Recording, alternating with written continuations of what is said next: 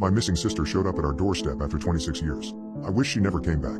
It was April 20th, 1989 when my parents, Carrie Long and Matthew Stevens, welcomed their baby girl into the world. They named her Dolores, unaware of the meaning of the name, Sorrows. Little Dolly had hazelnut brown hair and big brown eyes. My mother often spoke of how her rosy cheeks, fair skin and pretty frilly dresses made her look identical to a porcelain doll. Even at the age of 4, people were surprised at how dainty and delicate she was. The way she was described by others, she was perfect. Despite her being an accidental pregnancy, my parents were no older than 15 at the time. She was considered a blessing. I don't begrudge her the love my parents have always had for her, but for once I wish I could have meant as much to them as she did. I never met the girl. I was born in 2005, long after she went missing. After losing Dolly and the series of miscarriages that followed, my parents did not have much love left. I was born more for the sake of it than anything. I never went a day without hearing about Dolly and my other lost siblings, too. They attempted to name some of them, but gave up after the 8th. Babies that were never born, yet I could never live up to them. Memorial decor filled our home, not that it ever felt like home to me. Hazel would have been a beautiful girl, with hair like Doll's. Angel would have had Dolly's kind nature. What about me? Mallory? Molly? I'm tall and thin, with pasty skin and beady brown eyes. I am not the beauty my sister was, but I'm here. I never left. You can just imagine how I felt when Dolly appeared on our doorstep in January, covered in dirt. Her hair remained in pigtails and she wore a pink summer dress. Should she not be a 30-year-old woman by now? She turned 5 on her birthday, but was 4 when she showed up. I stepped out of the house to go to school and saw her sitting in the front yard, as if she never left. I paused for a moment, thinking it was just some random girl. I went inside and got my dad, telling him there's an abandoned toddler outside. Mom was showering, unaware I'd just found her long-lost daughter. Oh my. Dolly.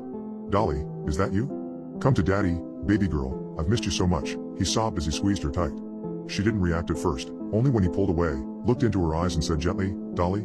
Did she respond with an enthusiastic daddy? I was more confused than anything as I watched this all unfold. How could this child be my missing older sister? How could she just turn up 26 years later without a scratch on her and without aging a day? I tried to point this out, but no one acknowledged my protests. Needless to say, Mom was just as ecstatic as Dad had been, if not more. Dolores was sweet in the beginning. I'd sit and watch her play and draw. She was a normal, pretty little girl. I wanted to ask what happened, but my parents insisted we move past it. They were just grateful to have their Dolly back. I for one felt more pushed out than ever. My first real suspicion of Dolly not being Dolly began on the Thursday following her reappearance. I mentioned the stuffed horse she'd been known to carry around with her. She looked me dead in the eyes, then looked down at my drawing of horses in a field and tore it up, all the while screaming, I hate horses. Over and over until the paper was practically confetti. She then looked up at me again and said in her not-so-sweet little voice, and I hate you. I didn't chase after her when she stomped upstairs to her bedroom. I just sat there, mouth agape, trying to process what had just happened. Up until then, we'd been having quite a nice time scribbling away with her crayons together. Perhaps the horse was a trigger for her? I tried not to take it personally, but the oddities didn't stop there. Her once thick and healthy loose curls were falling out in clumps, her ivory skin was turning a grayish, greenish blue, her adorable brown eyes were blackening, and she was getting unexplainably thinner. I tried to express my concerns to my parents, but they wouldn't hear it. Dolly hasn't ever thrown a tantrum, stop trying to get her into trouble. Don't say such things about your sister, nothing is wrong with her. The last few months have been strange, to say the least, but nothing major has happened. For the most part, I'd had a nice time hanging out with my sister, and having her around made me less jealous than before. I didn't see her as competition anymore, just my unfortunate older baby sister Dolores. That was until last Sunday. It was the night before the anniversary of the day she went missing, and I awoke to her standing beside my bed, watching me sleep. Half asleep, I asked, Dolly, what are you doing? They got rid of me. Then they replaced me with you. They have to pay. What are you talking about? It's not your fault, Molly. It was Mommy. She didn't see me get in the car. She left me in the woods and Daddy helped her.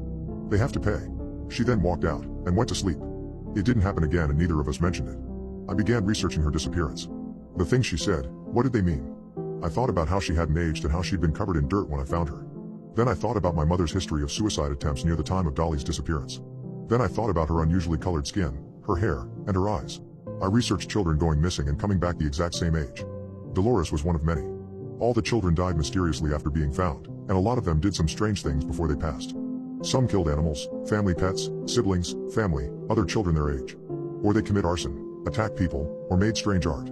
I realized their art, actions, or weird things they said connected to their disappearances.